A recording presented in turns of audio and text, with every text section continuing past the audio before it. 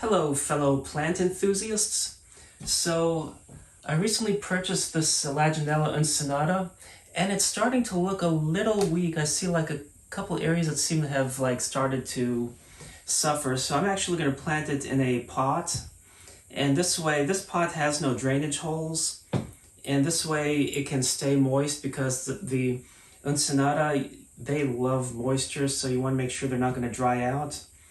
And then I have here some peperomia peppermills, which I propagated. And they don't want to be way too moist, so it's always good to have these in an environment that works for them. And if I put plants with different requirements like that together, there's bound to be some that suffer. So I already started putting a little dirt in here. And I'm going to put a little more just to fill up the bottom. Basically, I want to pop the dirt out of that pot and into here, but I don't want it to be way too deep. It's like if a pot is overfilled with soil, it becomes a pain to water, but if it's underfilled, it just looks weird.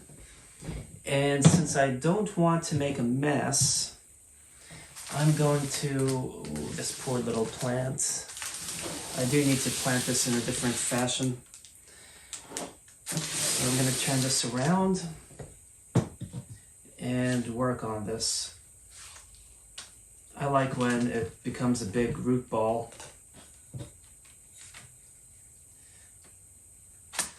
So you see how this is growing above the pot?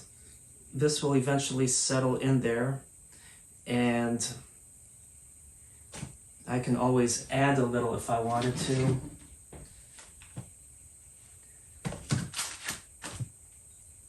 To the edges, just to fill in the gaps. But that's all there is to easily transferring a plant from one pot to another.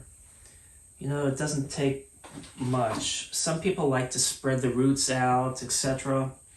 But that adds additional stress on the plant. So this way you don't have to worry about overstressing the plant. And then as I water and this settles, I can always add a little more soil since I don't like this sagging in there. Well, I hope you enjoyed this video. Thanks for watching and happy planting.